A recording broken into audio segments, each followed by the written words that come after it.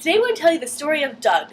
I fashioned this story for storytelling class last year, and now I'm sharing it with you guys. Well, once upon a time, in a place far away, there was a man named Doug, and he was your average sort of fellow. He liked to walk around town with his hands in his pockets, and his shoulders sort of slumped forward. And he was sort of squinted, and his head was perpetually turning, as though he was looking for trouble. Well, you see, Doug had one problem, and his problem was he liked to gamble a lot. And the problem with gambling is it tends you to rack up debt, and more debt, and more debt. And Doug was in debt with the king. So, one day, Doug got a letter summoning him to the palace to discuss his financial problems. And his hands started to shake, and his knees started to knock. This is going to be the end! He knew it! He couldn't pay all this money back! He owed him like millions of dollars! That was the shortest night of Doug's life, because it seemed like in no time he was walking towards the palace. He was taking baby steps, anything just to not get there. But then, there he was, those huge columns, these big, magnificent doors, and he walked through them feeling very small. And he entered this magnificent courtroom filled with gold. And there was the king on the throne, surrounded by rubies and diamonds.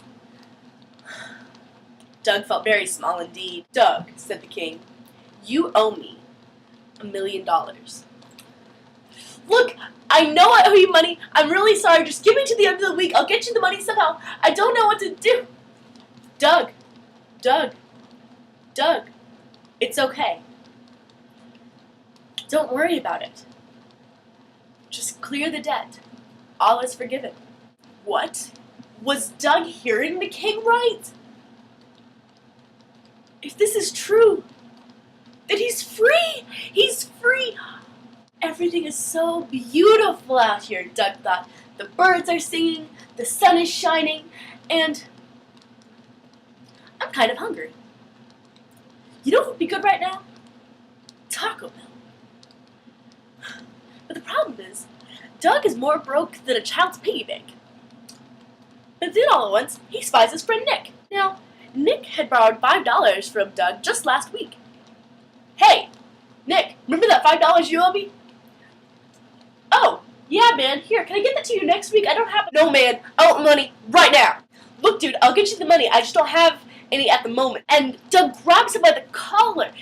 Doug is hungry here. Why won't Nick listen to him? He needs Taco Bell right now. "Guards! Guards!" Doug calls. "Throw this man in jail. He owes me money and he won't pay it." Well, that night, just as Doug was about to go to bed, there was a banging on his door. "Open up. Palace police." What? Doug answers the door. "Excuse me, I think you have the wrong house. I haven't done anything." But the guards grab him, and they carry him away to the dungeons. Doug finds himself in a very small, grimy dungeon with iron bars all around him. "But I haven't even done anything!" "Doug, it was the king. Doug, this very morning, I forgave you $1 million.